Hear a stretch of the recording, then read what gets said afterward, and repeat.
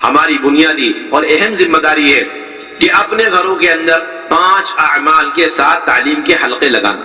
قرآن کا حلقہ ہے اور کتابی تعلیم ہے، 6 صفات کا مذاکرہ ہے اور تشکیل ہے، اگلے دن کے اعمال کا مشورہ. کل کون قرآن کا حلقہ لے گا، کل کون تجوید کا کتابی تعلیم پڑھے گا، اور کل 6 صفات اور تشکیل کون کرے گا، 3 اعمال کا ہمیں مشورہ کرنا.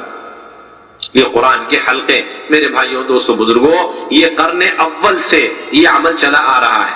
جب سے نبوت کا سلسلہ اور جب سے وحی کا سلسلہ شروع ہوا، اس وقت سے یہ قرآن کے حلقے، آیتوں کے سیکھنے سکھانے کے حلقے ایک ایک گھر کے اندر لگ چکے تھے.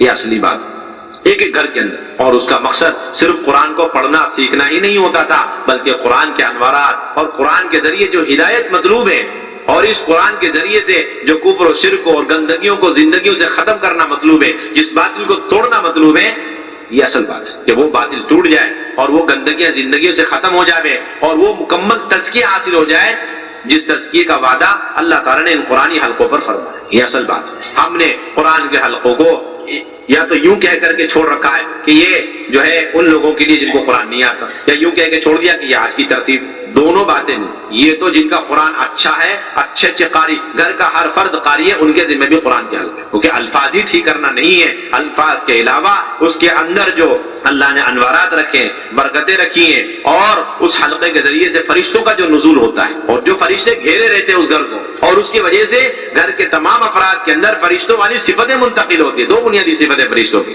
ایک، اللہ جو حکم دیتے ہیں اس کی نافرمانی نہیں کرتے، اور جو اللہ تعالیٰ حکم دیتے ہیں اسے انجام دیتے ہیں، اللہ کی نافرمانی نہیں کرتے. لا یعصون اللہ ما امرهم ویفعلون ما یؤمرون. جس کا حکم دیا اسے انجام دیتے ہیں اور اللہ کی نافرمانی نہیں کرتے. یعنی معروفات کو انجام دینا اور نافرمانیوں سے بچنا، یہ 2 بنیادی صفتیں جو فرشتوں کے اندر ہیں. تو فرشتے جب مسلسل آتے رہیں گے اور اس گھر کو اس حلقے کی وجہ سے گھیرتے رہیں گے، اللہ تعالیٰ ان کے پروں کے اندر بیٹھنے کی وجہ سے اللہ تعالیٰ یہ دونوں صفتیں ہماری خواتین میں، ہمارے بچوں میں اور جتنے خاندان میں، اللہ تعالیٰ سب کے اندر یہ صفتیں منتقل کریں گے. یہ مطلوب اس کا ہر آدمی محتاج ہے، چاہے وہ قاری ہو، چاہے غیر قاری ہو، چاہے عالم ہو، چاہے غیر عالم. سوچنے کی بات ہے کہ میدان جنگ کے اندر کبھی کبھار فرشتوں کے نازل ہونے کی وجہ سے باطل کے پاؤں کھڑ جاتے تھے. تو ان حلقوں کی وجہ سے جب فرشتے مسلسل گھروں میں آئیں گے تو گھروں کا باطل کتنا ٹوٹے گا. ہم اس کے محتاج ہیں. گھر کا باطل، گھر کے ہر فرد کا باطل ٹوٹے، اس کے لیے ملائکہ کا نزول ضروری، اور ملائکہ کے نزول کے لیے بنیادی شرط قرآن کا مذاکرہ، قرآن کیا ہے، اس کا ہر آدمی محتاج ہے. چاہے قرآن اچھی طرح پڑھنا جانتا ہو یا قرآن اچھی طرح پڑھنا نہیں جانتا، لیکن باطل اس کے اندر سے، اس کے گھر والوں کے اندر سے، اس کے گھر کے اندر سے ختم ہو جائے اور حق کی ساری راہیں اس کے گھر کے اندر کھل جائے. اس کے لیے قرآن کا حلقہ. میرے بھائیو دوستو بزرگوں، قرآن کا حلقہ تو ایسا عمل ہے کہ اس پر اللہ نے تزکیے کا مکمل وعدہ فرما رکھا. حضور صلی اللہ تعالیٰ نے ازواج مطہرات کو 5 احکامات دیے.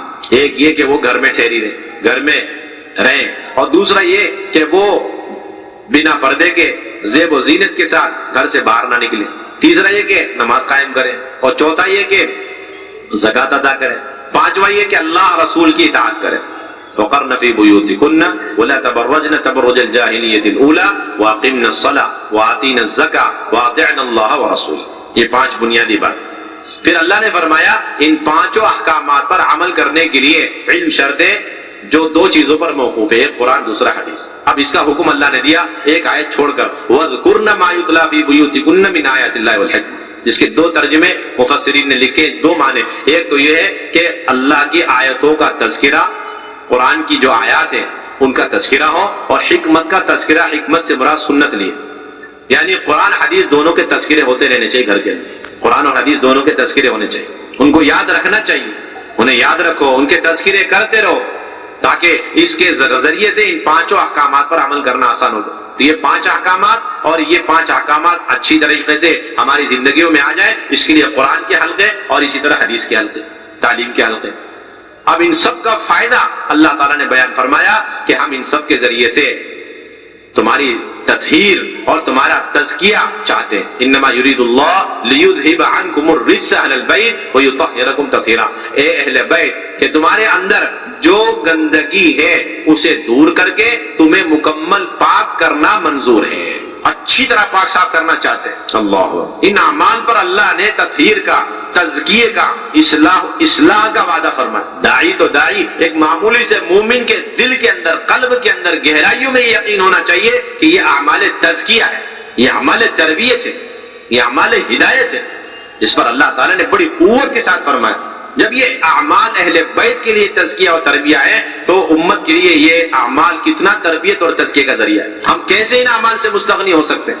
اگر کوئی شخص کہیں بھی رہنے والا ہو اور ملک، دنیا کے، عالم کے کسی بھی کونے میں ہو، لیکن وہ اپنے گھر کے اندر ان اعمال کو انجام دے رہا ہے اور اس کے ساتھ ساتھ قرآن کے حلقے اور علم کے حلقے، ذکر کے اور قرآن کے حلقے، تعلیم کے حلقے وہ قائم کر رہا ہے، اللہ براہ راست اس کی تزکیہ اور اس کی تربیت کا انتظام کر رہا ہے۔ اللہ نے خود ذمہ داری لی کہ ہم تمہارے اندر سے گندگی کا مطلب کیا ہے؟ گندگی کے تو بے شمار معنی آتے ہیں، بدھ کے معنی میں بھی آتا ہے رجس، اور گناہ کے معنی میں بھی آتا ہے، عذاب کے معنی میں بھی آتا ہے، اور مطلقاً نجاست کے معنی میں بھی آتا ہے۔ ان سب کا خلاصہ یہ ہے کہ ہر ایسی چیز کو رجس یعنی گندگی کہتے ہیں جس سے طبیعت کو بھی نفرت ہو اور شریعت میں بھی اس کی گنجائش نہ ہو، شریعت میں بھی اس کی گنجائش نہ ہو۔ اور علماء نے لکھا ہے کہ یہ گندگی رجس، گناہوں والی رجس گندگی ہے، یعنی ان اعمال کے ذریعے سے گناہ اور گناہ ہونے سے اللہ محفوظ فرمائیں گے، گناہوں سے بچائیں گے، اور اگر گناہ کر لینے کے نتیجے میں جو گندگی لگ گئی ہمارے ساتھ اسے اللہ دھو کے رکھ دے گا۔ ایسا تو کوئی ہو ہی نہیں سکتا جو گناہوں سے بالکل معصوم ہے، محفوظ ہو، چھوٹے بڑے چلتے رہتے ہیں۔ تو کم سے کم درجہ یہ ہے کہ ان گناہوں کی جو گندگیاں، نحوستیں ہمارے ساتھ لگی ہوئی ہیں، اور علماء نے یہاں تک لکھا ہے کہ یہ گندگی اور رجس عقیدے کے اندر بھی ہوتی ہے، ایمان اعمال میں کمی کمزوری ہے، یہ ایمان عقیدے کے اعتبار سے گندگی ہے، اور عبادات کے اندر جو غفلت، سستی، لاپرواہیاں، یہ عبادات کی گندگی ہے، اور معاملات کی گندگی، معاشرے کی گندگی، جس لائن کی گندگی ہوگی نافرمانی کی وجہ سے، اللہ ساری گندگیوں کو ان اعمال دعوت کے ذریعے سے اللہ تعالیٰ دور فرمائیں گے اور مکمل پاک صاف فرما دیں۔ ابھی تو میرے بھائیو، دوستو، بزرگوں، ہم اس کو تو غلو سمجھتے ہیں، ابھی تک ہمارے اندر بصیرت نہیں ہے کہ یہ کتنا زبردست تزکیے کا عمل ہے، کتنے زبردست تربیت کا عمل ہے۔ اس لیے اس یقین کے ساتھ ان اعمال کو اپنے گھروں میں سب سے پہلے کرنا، اور پوری قوت اور طاقت کے ساتھ ایسی کوشش لگانی کہ امت کے ہر گھر اور ہر ایک کے گھر کے اندر یہ اعمال زندہ ہو جائے۔ یہ ہم سب کی ذمہ داری ہے۔ جس کا وقت لگا ہوا اس کے گھر میں بھی، جس کا وقت نہیں لگا اس کے گھر میں بھی، ایک ایک ایمان والے کے گھر میں یہ تعلیم 5 اعمال کے ساتھ زندہ ہو جائے، یہ ہم سب کی ذمہ داری، اس یقین کے ساتھ کرنا کہ تزکیہ کا بنیادی عمل۔ میرے بھائیو، دوستو، بزرگوں، حضور صلی اللہ علیہ وسلم کے بارے میں آتا ہے، مسند احمد کی روایت، ترمذی شریف کی روایت ہے، مسند احمد کے اندر ہے کہ جب یہ آیت نازل ہوئی، انما یرید اللہ لیذھب عنکم الرجس اہل البیت، آپ صلی اللہ علیہ وسلم صبح صادق کے وقت اپنی بیٹی اور اپنے داماد کے گھر چوکھٹ پہ جا کے کھڑے ہو کر کے فرماتے الصلاۃ الصلاۃ، یہ فرماتے کہ نماز پڑھو، نماز کا اہتمام کرو، نماز کو لازم پکڑو، اور اس کے بعد فوراً یہ آیت پڑھتے انما یرید اللہ لیذھب عنکم الرجس اہل البیت ویطہرکم تطہیرا، کہ جو نماز ہے یہ وہ عمل ہے جس پر اللہ نے اہل بیت سے گندگی کو دور کرنے اور انہیں مکمل پاک کرنے کا وعدہ فرمایا۔ یہ آیت اسی چوکھٹ پہ کھڑے ہو کر کے اللہ کے نبی تلاوت فرماتے، اور روایت میں آتا ہے کہ 6 مہینے تک آپ یہ عمل کرتے رہے، 6 مہینے تک یہ عمل فرماتے رہے۔ میرے بھائیوں، دوستو، بزرگوں، سب سے بڑی فکر کی بات یہ ہے کہ خود ہمارا کام کرنے والا عملہ یہ اپنے گھروں کی تعلیم کی پابندی میں انتہائی کمزور، ان کی پہلی ذمہ داری کہ اپنی ذات سے گھروں کی تعلیم میں شرکت کریں۔ ہم کسی بھی قیمت پر، کسی بھی اعتبار سے گھروں کی تعلیم سے مستغنی اور بے نیاز نہیں ہو سکتے۔ خود حضرت عائشہ رضی اللہ عنہ فرماتی ہیں کہ آپ صلی اللہ علیہ وسلم گھر تشریف لاتے تو ہمارے سامنے حدیثیں سناتے۔ ایک مرتبہ گھر تشریف لائے تو یہ حدیث سنائی کہ اگر انسان کے پاس سونے کی ایک وادی یا پہاڑ ہو تو وہ دوسرے کی تمنا کرے گا، اور اگر دوسرا پہاڑ ہو تو تیسرے کی کرے گا، اور اس کی خواہش تو قبر کی مٹی بھرے گی۔ یہ حدیث اس انداز سے جناب رسول اللہ صلی اللہ علیہ وسلم نے سنائی کہ ہم ساری خواتین کا ذہن دنیا سے آخرت کی طرف پلٹ گیا۔ میرے بھائیو، دوستو، بزرگوں، آپ صلی اللہ علیہ وسلم جب باہر کے اتنے تقاضوں کے باوجود گھر آ کر کے اپنی بیویوں کی تعلیم و تربیت کے لیے حدیث خود سنا رہے اپنے زبان مبارک سے، تو ہم کون ہوتے جو یہ کہہ لیں کہ ہم باہر کے تقاضے جوڑ مشورے میں ہیں، اس لیے گھر کی تعلیم کے لیے وقت نہیں ہے۔ انتہائی ناقص سوچ ہے، انتہائی کمزور بات۔ ہمیں اتنا وقت ضرور نکالنا چاہیے جس میں ہم اپنے بیوی بچوں کو، گھر والوں کو، والدین کو، بہنوں کو لے کر بیٹھیں اور ان کے قرآن کی تعلیم میں، قرآن کے حلقوں میں، تعلیم کے حلقوں میں اہتمام کریں۔ مفتی شفیع صاحب رحمۃ اللہ علیہ نے لکھا ہے، کل قیامت میں اس دیندار کو سب سے زیادہ عذاب میں مبتلا کیا جائے گا جس کے گھر والے دین سے غافل ہوں گے۔ اللہ ہم سب کی حفاظت فرمائے۔ سب سے زیادہ عذاب اس دیندار کو دیا جائے گا جس کے گھر والے دین سے غافل ہوں گے اس کی غفلت کی وجہ سے۔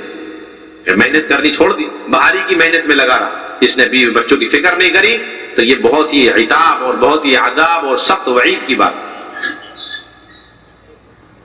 اس لیے ہمیں ان 5 اعمال کے ساتھ تعلیم کے حلقے اپنے گھروں سے لے کر امت کے ہر گھر، امت یعنی پورے امت اور امت کے ایک ایک فرد کے اندر، ایک ایک گھر کے اندر زندہ کرنے کی ہمیں فکر کوشش کریں۔ اس کے لیے روزانہ کا مشورہ بھی، ہفتے واری مشورہ، ماہانہ جوڑ، ان تمام جو ہے مشوروں میں، جوڑوں میں ہمیں اس کی فکر کریں۔ اسی طرح میرے بھائیوں، دوستوں، بزرگوں، ایک دن منتخب سے پڑھیں اور ایک دن فضائل اعمال، فضائل صدقات سے، اور گھر کے سارے لوگ بدل بدل کے سارے اعمال کریں، چھوٹے بھی کریں، بڑے بھی کریں، مرد بھی، عورتیں بھی، سب لوگ سارے اعمال مشورے سے بدل بدل کے کریں۔